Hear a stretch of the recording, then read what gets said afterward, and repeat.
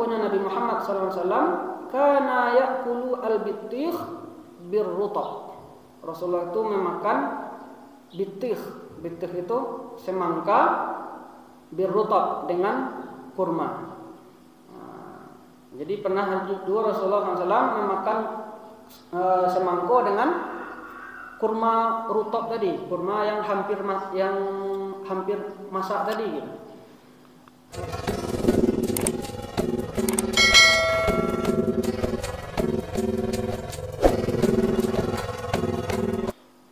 Bab berikutnya Bapak-bapak dan Ibu semuanya, bab yang ke-30, babu maja'a fi sifati fakihati Rasulullah sallallahu alaihi wasallam. Ini adalah bab tentang buah-buahan yang dimakan oleh Rasulullah sallallahu alaihi wasallam, yang pernah dimakan oleh Rasulullah sallallahu alaihi wasallam.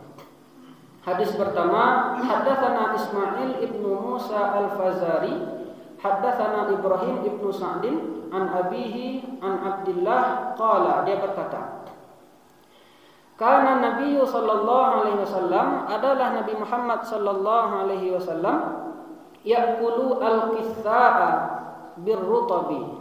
Rasulullah itu pernah memakan kitha birrutab, dengan kurma. Nabi pernah makan kitha dan kurma. Apa itu kitha? Kitha itu adalah seperti mentimun, tetapi ukurannya lebih panjang. Itu ada di Arab seperti mentimun gitu. Dan beliau memakannya itu dengan rutab. Dengan rutab. Apa itu rutab? Rutab itu adalah kurma ketikanya alah mulai memerah, mendekati masak, maka itu adalah rutab. Kalau kurma itu ada dua macam Bapak dan Ibu. Ada kurma kari, ada kurma basah, ada kurma kariang. Kalau yang biasa-biasa ada di pasar-pasaran itu namanya tamar. Kalau kurma basah namanya rutab, kalau kurma kariang namanya tamar. Jadi yang kita dapati di pasar-pasar yang banyak dimakan-makan oleh orang itu adalah tamar gitu. Adapun yang dimakan oleh Rasulullah di hadis itu, yang diceritakan dalam hadis ini, itu rutab. Rutab itu adalah kurma yang hampir masak gitu. Kurma yang hampir masak, itulah yang dimakan oleh Rasulullah. Dan beliau memakan dengan kitha. Kitha itu semacam mentimun, tapi ukurannya lebih panjang. Maka dari hadis ini kita dapat mengambil pelajaran Bapak dan Ibu semuanya, bahwasanya Rasulullah itu sangat memperhatikan yang namanya makanan. Kenapa Rasulullah memakan mentimun dengan rutab tadi, dengan kurma tadi? Di syarah hadis disebutkan oleh para ulama, karena rutab itu angin gitu. Karena rutab itu adalah panas, dan yang menetralisirkannya adalah mentimun tadi gitu. Maka ketika awak kalau di daerah awak misalnya ketika makan randang gitu kan, maka ada sesudah itu makan mentimun, ada acarnya gitu kan, supaya untuk menetralisir, supaya jangan paneh bana yang masuk ke dalam badan gitu. Sehingga yang masuk ke dalam itu netral atau normal gitu. Tidak terlalu panas, tidak pula terlalu dingin. Rasulullah sangat memperhatikan itu semuanya. Sehingga Rasulullah itu jarang merasakan sakit, karena beliau sangat memperhatikan masalah makanan ini. Maka penting juga kita ambil pelajaran, kita harus memperhatikan makanan tersebut gitu, ketika kita ingin mengkonsumsinya gitu. Kalau memang makanan tersebut berbahaya kata dokter untuk kita, maka ikhtiar kita adalah jangan dimakan makanan tersebut gitu. Karena Allah mengatakan dalam Al-Quran, fas'alu ahla dzikri in kuntum la ta'lamun. Maka tanyakanlah kepada yang ahlinya jika kamu tidak mengetahui. Yang ahli dalam kesehatan, maka orang yang kesehatan. Yang ahli dalam agama, maka tanya kepada orang yang ahli agama gitu. Yang memang itu yang dituntutnya gitu, yang dicarinya gitu. Yang ahli dalam sosial, ahli dalam politik, maka tanya kepada yang ahlinya gitu. Karena kalau tidak ditanya kepada ahlinya, maka nanti akan terjadilah kiamat kata Rasulullah. Terjadilah kehancuran gitu, ketika suatu masalah tidak diserahkan kepada yang bukan ahlinya. Seperti itulah yang bisa kita ambil dari hadis ini. Hadis berikutnya Bapak-bapak dan Ibu semuanya tentang buah-buahan yang dimakan oleh Rasulullah sallallahu alaihi wasallam. Haddatsana Abdah ibnu Abdullah Al-Khuzai Al-Basri, haddatsana Muawiyah ibnu Hisham an Sufyan an Hisham ibnu Urwah an abihi an Aisyah. Dari Sayyidah Aisyah radhiyallahu anha, semoga Allah meridainya. Anna Nabiy sallallahu alaihi wasallam, sesungguhnya Nabi Muhammad sallallahu alaihi wasallam, kana ya'kulu al-bittih birrutab. Rasulullah itu memakan bittih. Bittih itu semangka, birrutab dengan kurma. Jadi pernah dua Rasulullah SAW memakan semangko dengan kurma rutab tadi, kurma yang hampir masak tadi gitu. Karena rutab itu paneh itu kan, ange atau karyang gitu. Kalau al-bittih itu yang segar-segar. Bittih itu semangka segar gitu kan. Maka itu bisa netral masuk ke dalam tubuh gitu. Sehingga tidak terlalu karyang, tidak pula terlalu basah gitu, atau terlalu dingin masuk ke dalam paru awak. Hadis berikutnya an Anas bin Malik qala, dari Anas bin Malik radhiyallahu anhu, semoga Allah meridainya, dia berkata, ra'aitu Rasulullah sallallahu alaihi wasallam yajma'u bainal khirbiz war rutab. Pernah memakan buah melon dengan kurma rutab yang hampir masak tadi secara bersamaan. Jadi kalau makan buah-buahan itu Rasulullah dua sekaligus. Kalau dalam hadis-hadis yang kita baca ini ada kisah mentimun dengan rutab, ada semangka dengan rutab, dan yang ketiga kok ada khirbiz dengan rutab. Khirbiz itu buah melon dengan rutab. Hadis yang keempat, insyaallah hadis yang terakhir untuk pertemuan kali ini karena waktu. An Aisyah, dari Sayyidah Aisyah radhiyallahu anha, semoga Allah meridainya, anna Nabiy sallallahu alaihi wasallam, sesungguhnya Nabi Muhammad sallallahu alaihi wasallam akalal bittih birrutab, memakan semangka dan memakan semangka dengan rutab. Sama hadisnya dengan yang hadis yang kedua tadi, semangka dengan rutab itu dimakan oleh Rasulullah secara bersamaan di waktu yang sama.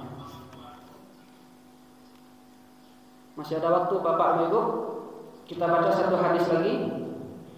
Haddatsana Qutaibah ibnu Sa'id an Malik bin Anas, haddatsana Ishaq ibnu Musa, haddatsana Ma'nun, haddatsana Malik an Suhail ibni Abi Salih an Abi Hurairah, dari Abi Hurairah semoga Allah meridainya, qala, dia berkata, kana an-nasu idza ra'au awwal ats-tsamari ja'u bihi ila Rasulillah sallallahu alaihi wasallam.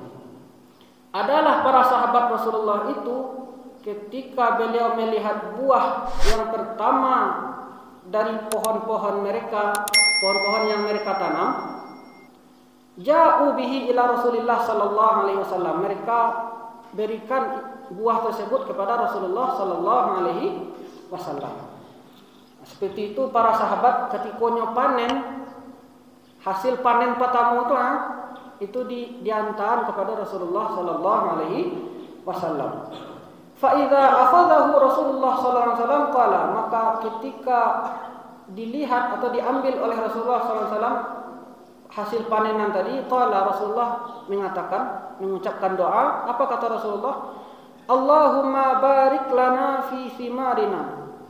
Ya Allah, beri berkahlah buah-buahan kami ini, kata Rasulullah. Wa barik lana fi madinatina, dan beri berkahlah negeri kami. Wa barik lana fi sa'ina wa fi muddina, dan beri berkahlah sa' dan mud kami. Apa itu sa'? Apa itu mud? Itu takaran pada zaman Rasulullah sallallahu alaihi wasallam. Satu mud itu sekitar 6,7. Kalau bareh misalnya itu sekitar 6,7 on.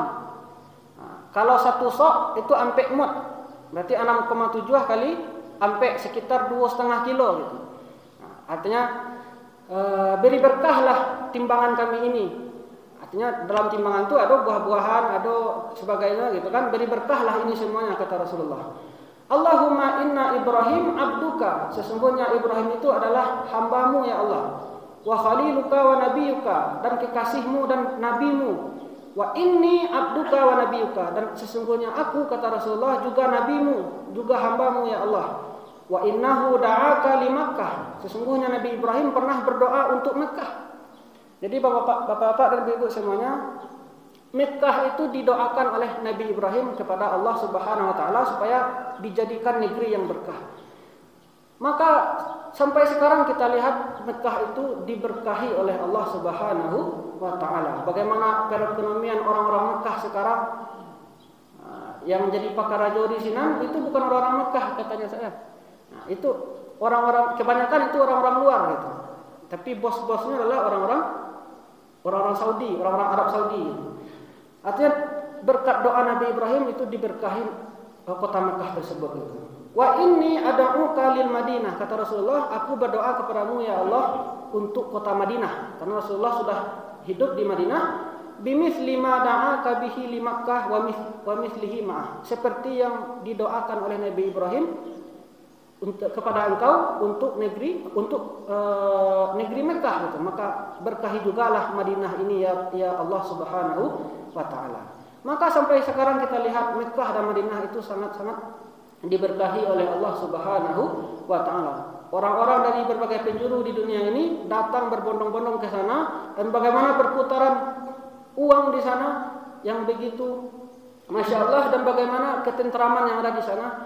Maka semuanya berkat doa-doa dari para nabi Allah Subhanahu wa taala, itu Nabi Ibrahim dan Nabi Muhammad sallallahu alaihi wasallam. Qala Rasulullah berkata, "Tsumma yad'u asghara walidin yarahu." Kemudian Rasulullah memanggil ada anak yang paling ketek yang dicari dari Rasulullah ketika itu. Fayatihi dzalika samar, maka Rasulullah memberikan buah tadi kepada anak ketek tadi. Maka dari hadis yang terakhir ini kita dapat mengambil pelajaran Bapak dan Ibu semuanya, ketika kita panen, ketika kita mendapatkan nikmat dari Allah Subhanahu wa taala, maka capeklah bersyukur kepada Allah Subhanahu wa taala. Alhamdulillah, kata alhamdulillah. Kemudian bagus juga hasil panen itu kita berikan kepada orang-orang soleh gitu. Kalau para sahabat dulu dia bagian kepada Nabi untuk didoakan gitu supaya ada keberkahan gitu. Maka bagus kita contoh gitu. Didoakan mudah-mudahan berkah gitu. Banyak bersedekah dengan hasil panen tadi. Kalau sampai nisab, keluar zakatnya, jangan sampai tidak keluar. Kalau tidak keluar, maka laknat yang akan kita dapatkan gitu. Karena kita melanggar kewajiban yang telah diwajibkan oleh Allah Subhanahu wa taala. Kemudian seperti itulah adabnya para sahabat kepada Nabi Allah Subhanahu wa taala. Kemudian bagaimana pula adab Rasulullah ketika mencari anak-anak ketek? Ba'a sayangnya Rasulullah kepada anak-anak ketek, ada makanan hadiah kepada anak ketek tadi gitu. Seperti itulah Rasulullah mencintai yang menyayangi yang lebih muda dan menghormati yang lebih tua. Itu penting kita amalkan dalam kehidupan kita sehari-hari.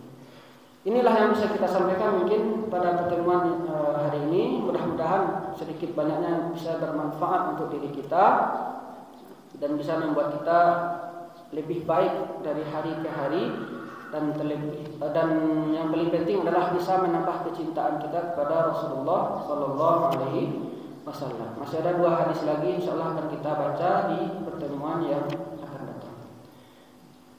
Berbanyak maaf, fa'tabiru ya ulil absar la'allakum turhamun. Kita tutup dengan membacakan doa kafaratul majlis. Subhanakallahumma wa bihamdika asyhadu an la ilaha illa anta astaghfiruka wa atubu ilaik. Assalamualaikum warahmatullahi wabarakatuh.